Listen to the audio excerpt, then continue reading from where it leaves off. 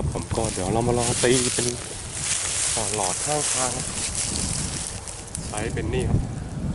ตกโตจัมนะครับตรงนี้ใช้อย่างเงียบๆครับเพราะว่าน้ำมันน้อยนะครับก็เดี๋ยวมาลองดูครับ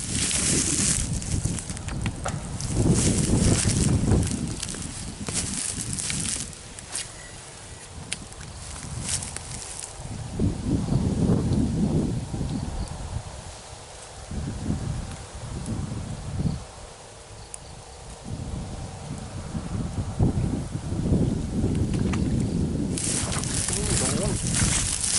กัดใกล้ๆเลยก็ได้ตัวครับกัดตรงหน้าเลยนะครับตรงตัวนี้ไซส์ก็สวยอยู่ครับตัวนี้